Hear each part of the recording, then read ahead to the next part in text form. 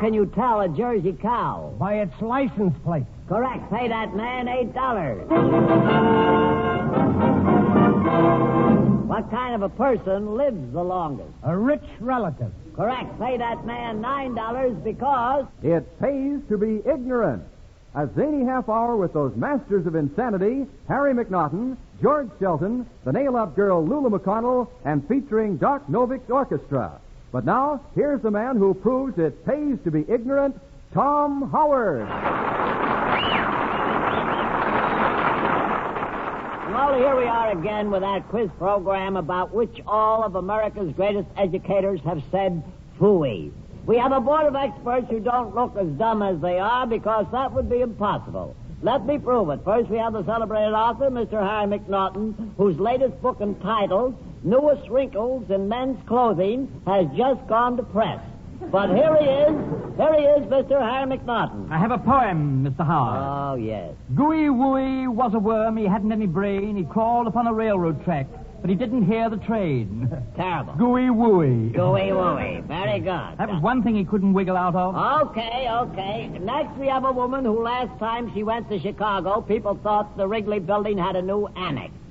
A woman who owes her popularity with men to the fact that her mouth takes a fine place to throw old razor blades. Here she is, Miss Inner Sanctum of 1944, Miss Lulu McConnell. You know, Mr. Howard, I'm all tired out. Yeah? I've been shopping all day. Shopping? Yep. My old man thought we ought to have a dog around the house. I see. So I went out and bought a lap dog. A lap dog. Mm-hmm. And did I get gypped? You did? Yep. Every time I try to sit on his lap, he bites me. That's marvelous. Okay, next we have a man who always goes out with two girls because someone told him he was two-faced. A man who has a habit of finding things that aren't lost, Mr. George Sheldon. Hey, Mr. Howard, I saw you on the subway this morning. Yeah? Where'd you get on at? 37th Street? 37th Street? There is no station at 37th Street. There isn't? Boy, do I need glasses. You need glasses. You also need a head, if you ask me. I think I'll have a couple after this show. Okay, let's get on there. There they are, folks. Don't blame me if you get disgusted quickly. Well, here's the first question. Pay attention, see if we can get it. Now, pay close attention. What town in Massachusetts had the Boston Tea Party? Did you hear the question, Mr. McNaughton? Oh, yes, I heard the question, Mr. Howard, and I think it's a very good question. Okay. It's the nicest question I've ever heard. All right. Positively lovely. All right, Mr. It's a McNaughton. pretty question. Mr. Sheldon, can you tell me what town in Massachusetts had the Boston Tea Party? Springfield. Just how do you arrive at Springfield? You take the train at Grand Central, sit there a few All hours. right, You know, Mr. Howard, there's a town in Massachusetts named after you. There is, really? What's the name of it? Marblehead. Marblehead. Thank you, Miss McConnell. There's a town in Maine named after you. Yeah, well, what's the name of it? Moosehead. Don't any of you know about the Boston Tea Party? Do you know anything about it, Mr. McNaughton? No, I don't, Mr. Howard. For some reason, I wasn't invited. You wasn't Hey, invited. Miss McConnell, do you know anything about the Boston Tea Party?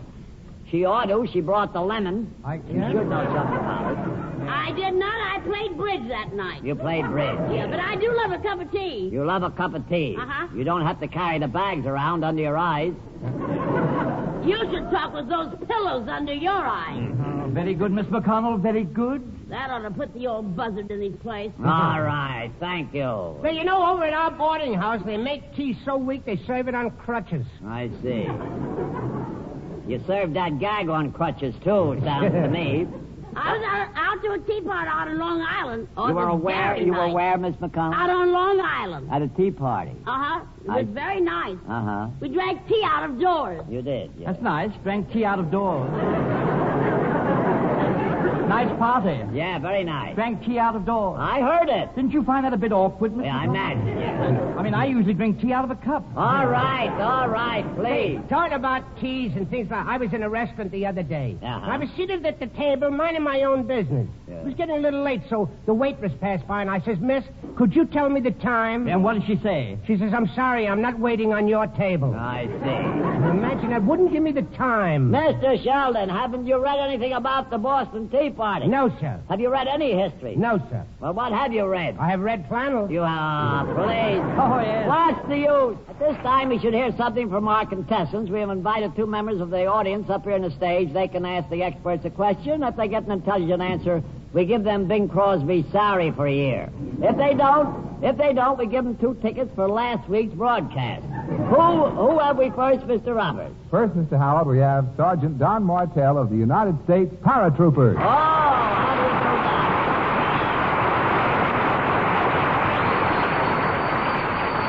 How do you do, Sergeant Martell, and thank you a lot for coming up. I said, Mr. Howard, pardon me, but isn't this the same young man we had up here last week? It is not the same young man we had last week. I could have sworn it was, you know. Yeah. He's wearing the same kind of clothes. He's wearing the same kind of clothes. All soldiers wear the same kind of clothes. Please, let's get on here. You are a paratrooper, is that right? That's right. My, I'm looking over there. You seem to have been around all those ribbons. Am I right? I see the Silver Star. Is that right, Silver Star? That's right, it is. Maple Leaf Cluster? The Oak Leaf Cluster. Oh, boy, you have been around, haven't you? Boy, that's great. Well, boy, that certainly is marvelous, and you're a cinch for $25 here tonight, if anybody is. You know, Sergeant Martell, I was a paratrooper in the last war. You were a paratrooper in the last It war? was much tougher then, you know. I imagine. We didn't have parachutes. You didn't have parachutes. You know, Pay no attention. much harder on the feet. You I know. imagine. Big blisters. All right, we passed that. Must have been quite a feat trying the jump. Will you all right. cut out the fun? Pay no attention, Sergeant. Where's your hometown, would you care to tell? Olympia, Washington. Olympia, Washington. Well, they must be proud of you up at Olympia. Boy, that's nice. Olympia, Washington. Yeah. Well, get me plastered and call me Sealing. Yeah. In Never fact, I mind. used to work in that town, Mr. Howard. Okay. I did. I was a physical instructor in a camera store. You were a physical culture instructor in a camera store? I used to develop films. Yeah. Listen, you 3 film brains that are not developed. Pay attention here. I suppose you're in New York on a visit, is that right? That's right, I Oh, good. What did you do before you went into service? I was an electrician. Oh, an electrician. He's a well-connected young man. Okay. Electrician. And what is your main work in the service now?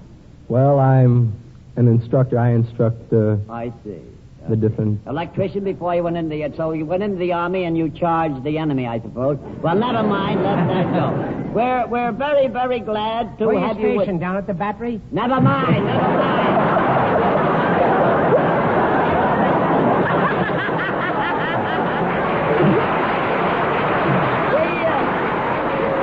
Oh, please, don't encourage them. Well, what's your first name, honey? Now, what? His first name is Don, is that right? That's correct. Don. Don? Yeah. Oh, that's a nice name, isn't it? Yeah, Don Oh, is a so nice- he's a nice-looking fellow, isn't he, Mr. Howard? Yeah, yes, he Ain't he is. sweet? Yeah. Ain't he cute? Yes, he is. A very nice boy. Well, you can just call me Liberty Bell. Yeah, I'm so famous. I see. And you're cracked, too. Would you... Sergeant, would you do us a favor while you're here? Would you reach into the dunce cap there and pick a question for us? And would you be kind enough to read the question, if you will? How many strokes does it take to make a hole-in-one? How many strokes does it take to make a hole-in-one? Well, now, here's the golf question, gentlemen. Golf. See what you know about golf? How many strokes does it take to make a hole-in-one? In one what? In one... What do you mean, in one what? What do you want to make a hole in? Your head and let the sap run out. Look. I don't want to make a hole in nothing. How could you make a hole in nothing? That's silly. You know, Mr. Shelton, I think Mr. Howard's using a golf term. Oh. Yes. Thank you, Mr. McNaughton. You're quite welcome, Mr. Howard. That was nice of you, Mr. McNaughton. Oh, say nothing about it, old boy. Say nothing about it. Well, it was very sweet of It was you. very sweet of you to say so, Mr. Howard. I appreciate your feeling in the matter. Shall we dance? Shall we done?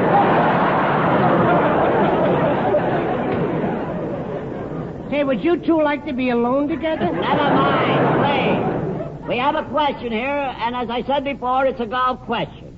Let me explain the game a little. Maybe that'll help you out. Now, to play the game of golf, you start with the tee. We tee up first. You mean you're going to get teed up to play the game? Mr. Sheldon, I'm afraid you're a moron. Yeah, not only that, I bite my fingernails. I see. Makes it worse. Don't you file them? No, just bite them off and throw Throw them 'em away. away. All right, never mind that. Now, the tee is a small peg or mound that we place the ball on. Now, there's the cup. We drive from the tee to the cup. You drive to the cup. With a tee? With a tee. No. You leave the tee behind. And how are you going to get the tea in the cup? I thought that was coming on. I always thought golf was a walking game. That's right. Golf is a walking game. But you just said you drive to the cup. You walk after you drive. Well, can't you drive all the way? Can you?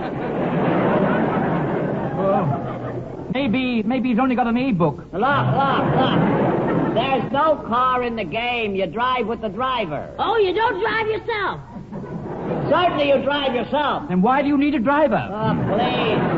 Look, you swing the driver around your neck. Well, wait for a minute. What are you talking about, golf or wrestling? I'm talking about golf. I wish the driver would swing me around his neck. Oh, boy. Look, please. You have to make 3 trips. Yeah, he would have to make 3 trips. The object is to hit the ball with the head of the driver. You hit the ball with the head of the driver? Right. Isn't that kind of hard on the driver's head? Look, gentlemen, the driver is a golf club. Oh, a golf club. Are you a member? Am I a member of what? The golf club. What golf club? Don't you know what golf club you belong to? Certainly I know what golf club. Well, then what are you asking me all about it? Look, wait, will you cut it out? I can get hasty, too. You can get hasty. Yeah. You're getting nutty, too. The golf club I'm talking about is a stick. You drive with it. You look down the fairway and holler 4. You holler what? 4. You holler 4. For what? For nothing.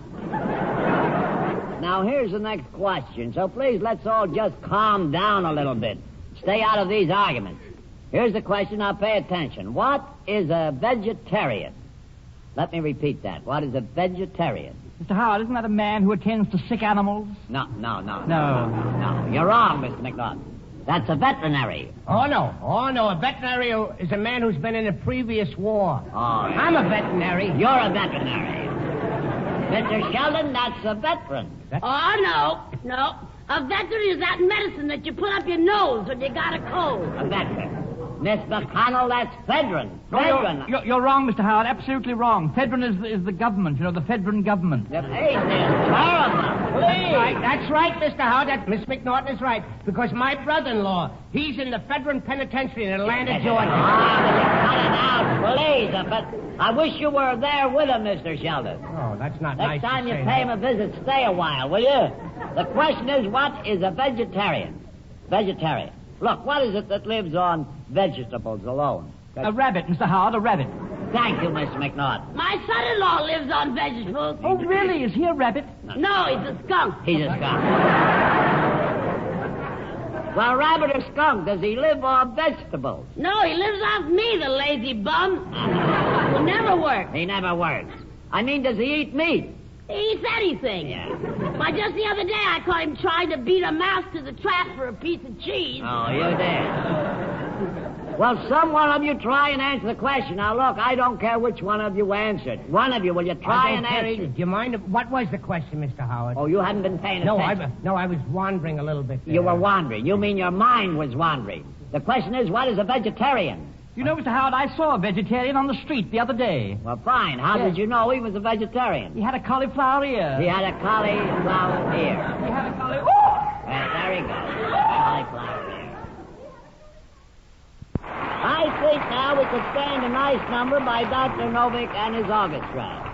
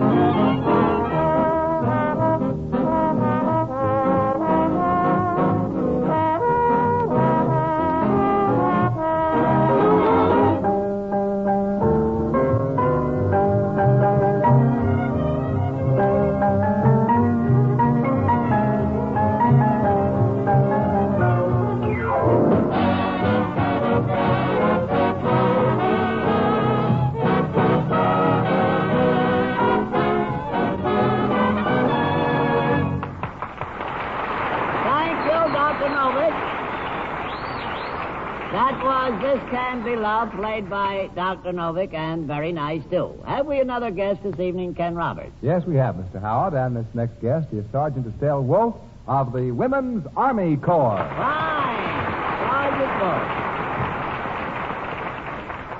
Good evening, Miss Wolf, and welcome to A Place Bigger. How are you feeling this evening? Fine, thank you, Mr. Well, Howard. that's very nice. You look real fine. Where is your hometown, would you care to tell us? Miami Beach, Florida. Miami Beach, Florida. My, oh, my. Swell place. Been there many times. In fact, I stopped at one of those hotels down there with my wife last winter. Very swanky place. Very swanky. In fact, it was so swanky they made me shave before they let me in the barber shop. Give you an idea how swanky. Then they finally asked my wife and I to leave. My wife and I had an argument, or rather the wife and the clerk. They wouldn't let my wife hang her wash in the lobby. That kind of made her a little angry. We're mighty, mighty glad to have you with us. The whole trip was a washout, then. Oh, never mind. I thought you had gone home, Mr. Sheldon. No, I'm still here. What did you do before you entered the service, Miss? I did office work. Office work. That's right.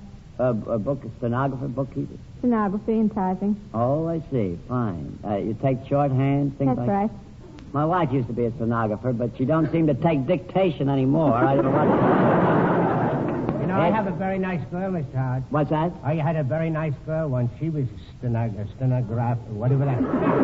One of those. She used a typewriter. Typewriter, yeah. Very nice girl. I used to take her to the theater, take her around nightclubs. I remember when we go to the theater. Uh-huh. Oh, what a night. We used to eat chocolates and sit in the box. Eat chocolate. Say, didn't that ruin the chocolates? Oh, never mind. Pay no attention to these three, which, they're at that mischievous age. May I ask... This Wolf looks awfully nice, in her uniform, doesn't she? She looks very cute in her uniform. Yeah, it's amazing what this war's done for our young women. Just what do you mean, Miss... I never thought I'd live to see the day when thousands of women would be happy wearing the same dresses. I see what you mean. You know, Miss Wolf, I'm going to join the waves. You are? Yes, I am. Do you think they'd take waves my size? Miss McConnell, there's not enough water to make a wave your size. As I said before, we're very glad to have you with us, but tell me something. What are you doing in New York? Just visiting? That's right. I'm Visiting. on furlough. On a furlough in New That's York. right. How long have you been here? I've been here a week now. Week. Are you enjoying yourself? Very much, thank you. Have you ever been to New York before? Yes, I have. Oh, I see. Then you know quite a little about our village then. Have you met any Well. nice boys in New York? Not yet. Oh, not yet. My, oh, my. And you've been here a week? That's right. Oh, you must be walking upside streets. You say you're from Miami. What would you say, just for the sake we got a little time here, we might as well use it up. How do you compare the boys in Miami with the boys in New York? Are you Don't try married to first? compare Are you them. married? No, I'm single. Well, then you can answer that. How do you compare the boys in New York with the boys in Miami? I don't try to compare them, Mr. Howard. Oh, you don't try to compare them. Well, I can't say anything about that. You should make a little effort and try to compare which boy you like the best or which you don't. To give us an idea, we're making a survey on that, see? Well, anyhow, we're very glad to have you with us. You have a, what is that, technician on there? That's right. Oh. Technician, 4th grade. And what's that colorful stuff on the arm? The Armored School, Fort Knox, Kentucky. Fort Knox. That's Oh, right. I see. That's where all that gold is, at Fort Knox. That's right. Yeah. They have a lot of bullion down there. Yeah. Yeah, they do have a lot of bullion. The next time I'm down there, I'm going to try and get myself a bowl of soup. You know, Hey, if she's from Fort Knox, I'd like to borrow a couple of bucks or something. never mind. She don't get that close to the vault, I don't think, do you? No, I'm afraid I don't. Well, we're very glad to have you with us. Would you do us a favor now and reach into the dunce cap there and pick out a question for us, if you will, please? And when you get a question, would you kindly read it, if you will? What is the basic theory of the law of relativity?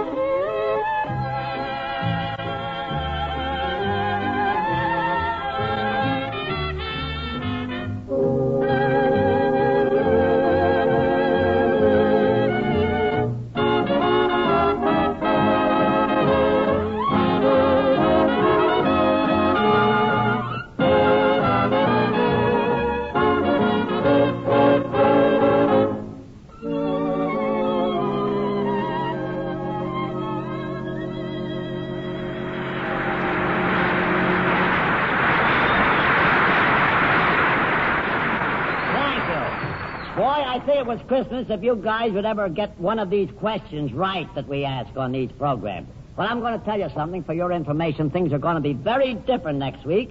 I'm getting an expert up here that has some intelligence. Who, Mr. Howard? Patsy Kelly.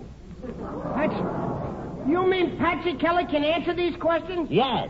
Well, that I gotta hear. All right. Yeah, I think I'll tune in myself next week. Yes. Okay. I'd like to hear it, too. What's All right.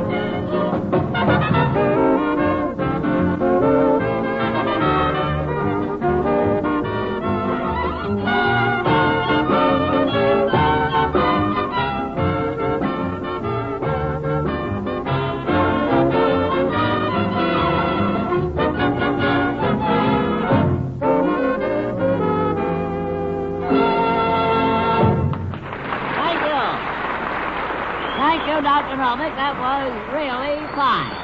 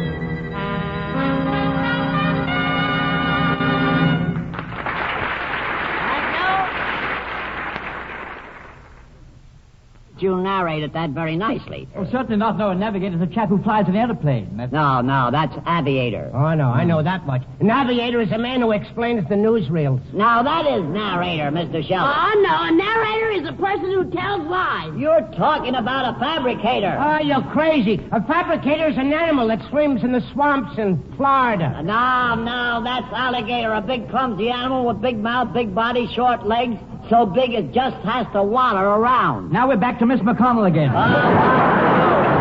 Now you know what we mean, folks, when we say... It pays to be ignorant, to be dumb, to be dense, to be ignorant. It pays to be ignorant just like me. I never mention our planes or ships or our tanks. Old Adolf never learns a thing to hurt our fighting Yanks. So you see, it pays to be ignorant. Have no brain, be insane, be ignorant. It pays to be ignorant just like me.